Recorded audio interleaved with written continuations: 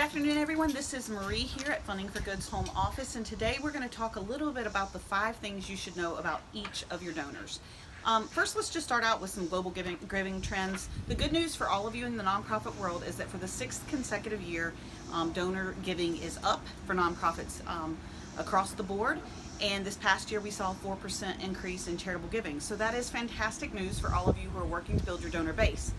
One of the other important statistics that came out in last year's giving trends is that nearly 55% of millennials, Gen Xers, and baby boomers feel comfortable and prefer to give online, whether it be through PayPal or a social media platform. So it shows that despite the generation, that online giving is becoming more and more popular, and it's a great way to leverage those dollars.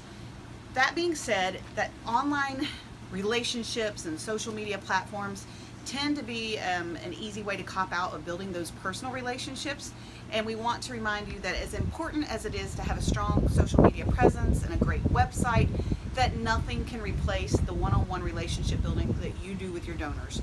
In fact, recent statistics show that 67% of donors like to personally engage or volunteer with the organizations they support. What better way to get them engaged than to sit down over a cup of coffee or to have a conversation with them? As you get to know your donors, you want to focus conversations on them and what inspires them to engage with your organization. It's so tempting to want to put a Thask in there, a thank you, and then an ask on top of it. And today I want to encourage you to sit down with each of your donors and ask the following 5 questions.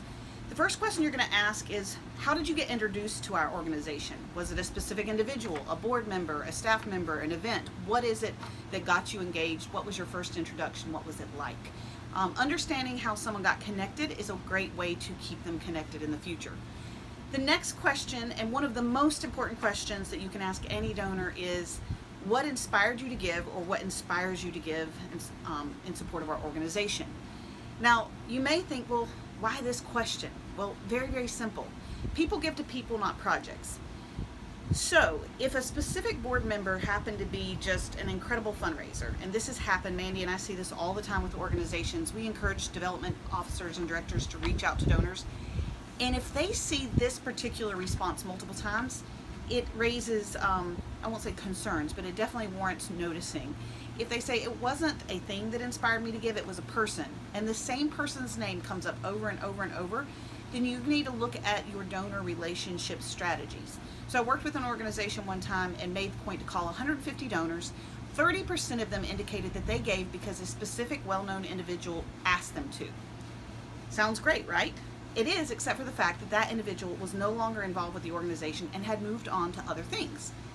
What do you think happened? Many of those donors followed that individual because they gave to the individual, not necessarily because they were passionate about the organization. They knew that this individual was respected in the community and was an amazing steward of their dollars, and that if he suggested this as a charitable cause that was worthy of supporting, it was. Once he moved on, so did those donors. So understanding what or who inspired your donors to give is important, so that if it was a who inspired them to give, they can make that connection and help other members of the organization build that all too important relationship. The next question you might ask is, how would you like to engage in our organization? Some donors may say, I'm just happy to receive your emails. I love to see your updates on social media. I'm not really able to get down to your programs, but I like to follow you online. Others may want to roll up their sleeves and get involved in your work, and knowing that is a great way to keep them involved in your mission and retain them as donors and supporters for your cause. The next question, what is your preferred method of communication? We know that online platforms are convenient, but some members of your community may prefer an email. According to last year's global giving reports, baby boomers still prefer email as a primary method of communication over social media. Many of them will say they prefer a phone call or a hard copy mail over even that. So just keep that in mind when you ask, what is the preferred method of communication? And finally, donors want to be heard. They want to feel valued. So if you can ask them if they have any feedback or suggestions about your program that you can share with your team, that goes a long way in building that relationship, so that they see their voice and opinion matters and that they're investing where they feel most called to do so. So I hope this helps as you continue to grow your donor base.